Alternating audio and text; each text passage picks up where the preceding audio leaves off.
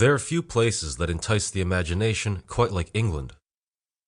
Just a little island off the western coast of continental Europe, it boasts a rich history that stretches all the way back to the first modern humans. Since then, entire societies have risen and fallen as people learn to make flint and bone tools, bury their dead, and fortify their cities against foreign raiders.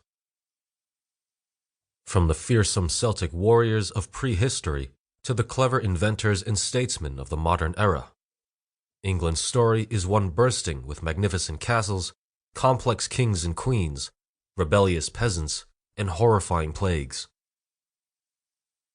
Throughout history, more people have called England home than perhaps most of us have ever realized. Chapter 1: The People of Prehistory. Around 900,000 years ago, the earliest known human beings appeared in the British Isles. Nearly a million years before written records began, these lands underwent massive changes in climate, culture, government, engineering, and geology. The discovery of the 900,000-year-old flint tools throughout modern Britain reveals a small part of the lives of a semi-nomadic early species of human that actually did not have to travel by boat to reach Britain, but only had to walk across the land bridge from northern mainland Europe.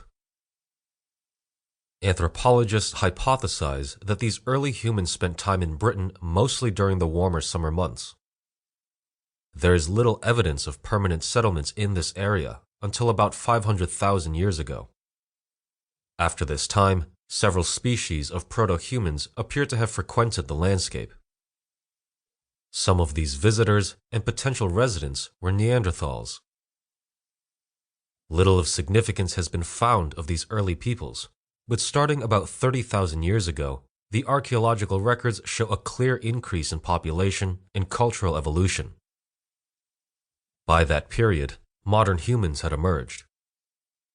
They hunted mostly wild horses and red deer, subsisting on hunting and gathering methods through the Ice Age. As the Ice Age came to a gradual close, the ground warmed slowly, and the forests began to stretch across the landscape.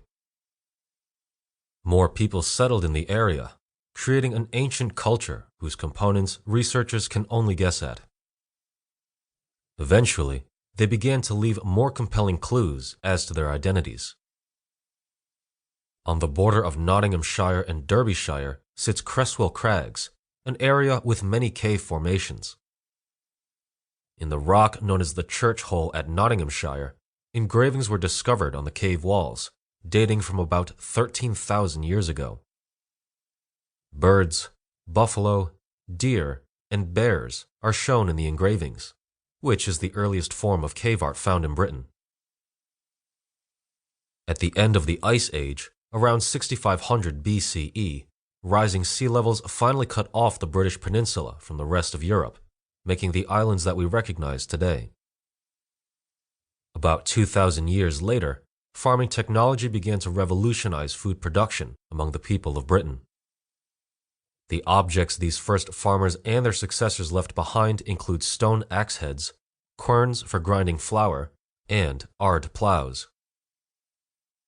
Farming had already been in use in Greece, the Mediterranean, and the Middle East for about 5,000 years at this point, and archaeologists posit that a large and sudden influx of immigrants from mainland Europe may explain the transition in Britain. Others suggest that intermingling between Eastern and Western cultures brought in the new methods over a longer period of time. People who brought the methods to the island had to go by boat from continental Europe to England, which would not have been an easy task. While England's early residents mostly cultivated barley and wheat, people were still dependent on the wild for other types of food. They still moved around from region to region rather than settling in one location, suggesting that hunting went hand in hand with growing crops. As time went on, however, villages and urban centers began to appear on the landscape. To keep listening to this audiobook, I've left you a link in the description so you can do it, at no cost thanks to Audible's 30-day free trial.